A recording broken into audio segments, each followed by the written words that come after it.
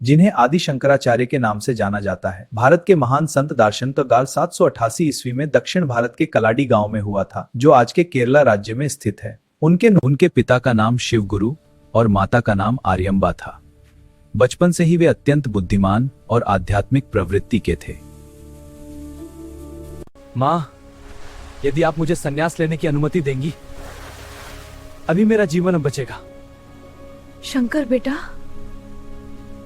मां ने कांपते हुए यह संकेत था कि भगवान स्वयं उन्हें धर्म। बहुत छोटी उम्र में ही उन्होंने वेद, उपनिषद और शास्त्रों का गहन अध्ययन कर लिया था। कहा जाता है कि मात्र 8 वर्ष की आयु में उन्होंने संन्यास ले लिया और गुरु गोविंद भागवत पाद से शिक्षा प्राप्त की। बाद में उन्होंने पूरे भारत की यात्रा कर सनातन धर्म का प्रचार किया और आत्मा और परमात्मा निश्चय है।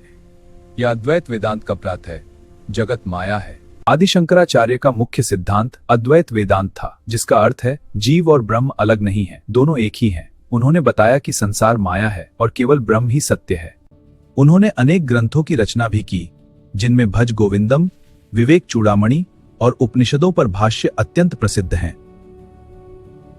माना जाता है कि केवल 32 वर्ष की आयु में उन्होंने हिमालय क्षेत्र में समाधि ले ली, लेकिन इतने कम समय में और भारी दिशाद्री में हिंदू धर्म के सबसे महान आचार्यों में गिना जाता है। भारत के चारों दिशाओं में 4 मठ स्थापित किए, ताकि सनातन धर्म की ज्योति की सच्चा ज्ञान वही है जो अहंकार को समाप्त कर दे और मनुष्य को ईश्वर से जोड़ दे। भक्तों, आदि शंकराचार्य ने हमें सिखाया कि सच्चा ज्ञान वही है जो अहंकार को समाप्त कर दे और मनुष्य को ईश्वर से जोड़ दे।